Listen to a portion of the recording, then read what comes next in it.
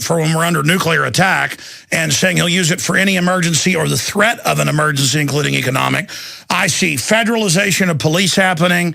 I'm seeing all sorts of movements. I think the bankers think, just like they thought they'd win a 40-to-1 bet at MF Global, that they're going to get away with this. But here's my point, Doctor. They're selling 5 million guns a month right now. Everyone I know, liberal, conservative, is waking up and is saying, don't come push me around. And I think that this elite has really overplayed their hand. What's your view on that? Well, I think you're absolutely right. I think our political, economic, and military and intelligence elite have failed. They have really disgraced this country. I think we're tired of it. I think it's time for the veterans to stand up for their rights when they come back and to state that they have fought for a country that really was not behind them. We have an army without a country. We have a country that has wars without any dedication. And the issue is we have to have a system where these people go to prison. The legislators cannot do it. They're cowardly. They're basically... Stay there. I want to hear how you think we can do it, Dr. Pieczenik. I mean, can we get this republic back without violence? They're attacking peaceful protesters everywhere. They're arresting people, filming police. I mean, how do you get a country back from the clutches of a bunch of tyrants? The only good news is they are incompetent. They've got all this power. They've set up this takeover. But at the final equation, they are incompetent. It is true. They can be defeated. We've got another 10 minutes or so with Dr. Steve Pieczenik, StevePieczenik.com. And then Aaron Dykes is going to be in here with us in studio to do a review of the Hunger Games, because this is what the globalist eugenicists want to build. You see this movie. This is what the sustainable development, smart growth people, their ultimate goal is lockdown cities, feudalism. They're showing you their dream. Jumbotrons with Janet Napolitano telling you watch their neighbors. Dr. Pieczenik, you got cut off by the break. I mean, we sit here, we see classical tyranny being set up. We learned that 12 years ago, Bloomberg has now reported, they made deals with Prudential and others to take the death benefits of troops that had been paying in to get life insurance in the military. We learned that 9 out of 10 reactors is leaking one way or the other, just because they don't even care to repair them now, because the elites will get bigger bonuses if they don't. We're seeing that same tropism of elites, and you're a psychiatrist, perhaps you can describe it, where they become delusional. I mean, as I get more power, I try to be more careful and realize I have a bigger responsibility. Not that I'm even some great person, but I understand just how transient life is and how delicate. But I see other people that get power more and more, not just in the elite, but in the general public. It's a delusional worldview. And I really see parallels to Rome / Hitler in the bunker giving orders to armies that don't exist. I see the Indians deserting us now, the Pakistanis that were our buddies starting to do that. I see the whole world lining up, and a lot of them are bad, corrupt countries. I'm not a fan of what Russia's up to. All of this is going on, and I see them saying they'll secretly arrest us, and the communist Chinese using the NDAA as political cover to pass their own. What do we do? I mean, because the government is gearing up for war with us and admitting it, and they think they're going to win, and it's going to be like another Corzine 40-to-1 bet. They're not going to win in my historical summation. Do you agree with that? Do you disagree? What are solutions? You've got the floor. Well, solution's very simple. We said it 10 years ago. We said it when 9/11 occurred. We said it when the lies and distortions occurred through this military-industrial complex. The military-industrial complex has to be taken apart. Eisenhower said it in the 1950s. That was his last speech. A great general, a great president. We don't have anything like that.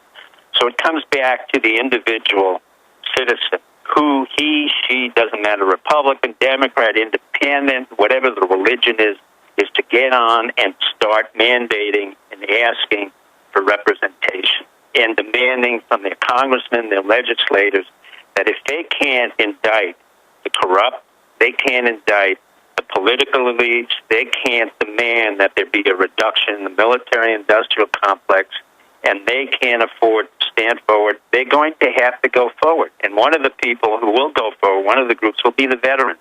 I predict there'll be a recapitulation of what happened in the 1920s after World War I, when the veterans were not given any benefit, and they rioted on the Mall of Washington and D.C. because they were denied the benefits. And it was a General Douglas MacArthur who had to break it up along with a Colonel Eisenhower. I go to the veterans of this war, and the Iraq War, the Afghanistan War, the African wars, to say to them, you are now the leaders of a system that has failed you. You've offered your bravery, your honor, and now you should lead forward. I say to the young people, it's now your turn to do an Arab Spring in America. You use the Twitter. You use the social media. You take apart the various elements that are required in a peaceful way. The 99.1 movement was a disaster because it was not focused, it was not effective, and it had no real leadership or message. This is far greater than that. You don't have any candidates or public officials who could represent your interests. I don't care whether they're Democrats, Republicans, Independents, or Ron Paul. Each one of them is corrupted. Each one of them has been in the system too long. We need term limits. We need an entire new government that has to be restructured. That has to be eviscerated in terms of the number of people, decrease the federal budget markedly, bring back the powers to the states and to the local community. It's not just an issue of lowering the taxes.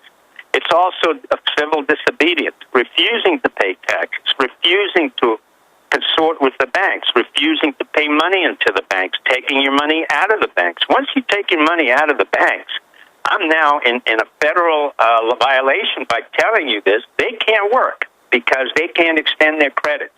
Banks work by allowing them to give you money for the money you deposited. It's really your money, but they're going to tell you what to do with their money, with your money.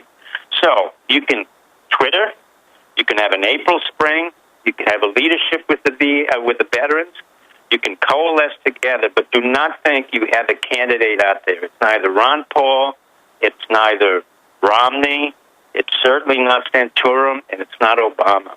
So those of you who think that you have a new country and a new republic, you're wrong. This is nothing more than a republic that is dysfunctional. And it's very much what Alex has said. We no longer have a republic, but we have an empire. Exactly what happened to Rome. Our Centurion guards are the generals in Southcom, SOCOM, SINCPAC, and AFRICOM. These are all the generals who control the various areas and mandate that they need equipment that you don't need. Example, Hillary Clinton just gave aid back to the military generals who made a military coup in Egypt. Why? Not because it was necessary or was part of AID or it was a humanitarian effort. She gave them back $3.2 billion because we don't have enough work for our workers who make tanks that we will never use, the M1 Abrams. So we have a system that is so corrupt, both domestically and internationally, that we must take it apart. There is no repair here. State Department is not functional. AID is not functional. The presidency is out of control. You have more Secret Service guards protecting something for no reason whatsoever. You have TS agents that have no value whatsoever. I have Miami Port here and other ports that are not even protected. I had a commander of the Coast Guard tell me he didn't have to worry about protection of the port. So what I'm saying to you, this is a republic which needs the input of the young, the old, and the caring. You must go now literally online and create an Arab Spring and go forth in every one of your cities and towns. Refuse the Patriots Act, refuse the TSA, take your monies out of your bank, refuse to listen and pay the taxes that you require, and take out the amounts that go to war, and ask how much goes to war. And see what happens when you practice the rights that you are endowed with, the civil disobedience. It's Jefferson who said every generation must discover its own democracy. Now we're in 2011 and 12, and now we must do what we didn't do in 2001 when the government attacked you. It wasn't just Bush Jr., it was Clinton as well. And it wasn't just Clinton and Bush Jr., it was Obama as well, propagating the lie. And the next president will propagate the lie. And the next president will increase the military-industrial complex. We do not need it. We do not need the stealth bombers. We do not need the carriers. We do not need even the jet planes. we have now one of the biggest problems which we haven't handled and we are overwhelmed with, and that's cyber terrorism and cyber security. Fortunately, we have a general who's very effective on it, but you don't hear about him, but we're overwhelmed. The Chinese are attacking us in terms of cybersecurity. We do have an economic problem in Europe, but we're not there to fund them continuously with fake money and fake paper. So we have to build an industrial basis here where we can manufacture, not in China, not in India. We do not need to take over the Indian foreign policy because the Indians have fewer legislators and diplomats than New Zealand has. We don't have an interest around the world other than our own national security. Our own national security means America first. And Doc, and unless we can do that, we will lose our republic. And Doc, that's the problem, is that we have global financial interest that wrap themselves in the flag and have now bought off our politicians. And we saw that the Occupy Wall Street movement was pushed by Soros. They made it a blank canvas of, hey, we're mad at corruption on Wall Street, which was good. Then they tried to get the biggest crowds they could out there to take control of it. But as soon as those crowds woke up to that and didn't want to be part of a fake preemptive uprising that was actually synthetic, then Obama ordered in more than 30 cities in one weekend Homeland Security in a 10th Amendment violation to clear these people off the streets. And so they tried to trigger, because their actuaries show that real uprisings are coming, they tried to trigger preemptively a false one to then brand it that people are calling for socialism when they're not. But we do need people to stop complying more and more. We do need people to get really aggressive with banner hangs, talk radio, city council, and shout down the crooks in government, because there's no doubt the system is moving preemptively with a classical authoritarian system to oppress us. And to the contrary, I see the oppression of the TSA and the rest of it actually being what's waking people up. So I think there's a miscalculation by the cowardly bureaucratic class, because they're looking at the world the way that they see it. They would be scared by this. Instead, I see people arming to the teeth, and I hope to avert a armed conflict. But I would caution the establishment, because I've seen the memos that are public. The White House thinks we're so dumb, Doctor. They openly talk about staging a new Oklahoma City like we don't read their own memos that are public. I caution them not to start the war, because once it starts and they start trying to arrest people, people won't have anything to do but fight back. And it's not like people are going to wait in their homes for the secret police to come get them. This is not going to be like Russia. Dr. Pieczenik, your view in a 1 minute comment on that. Well, I would agree with you. I think the notion that we have the Second Amendment, we're armed, is far more serious than anybody realized. This administration is dysfunctional. The Republic is dysfunctional. The only thing that is functional is the American citizens. We're not dummies. We're not stupid. We're not afraid. People ask me, aren't I afraid that I might be killed? The answer is no. I've been to battle, and I've served for my country 8 different times. I didn't ask for a medal. I don't ask for promotion.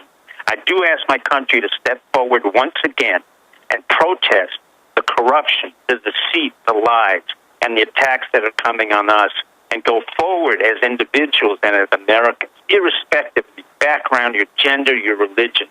You are the next generation. Let's take down the Republic and get rid of the empire. So restore the Republic, get rid of the empire. Take care of this.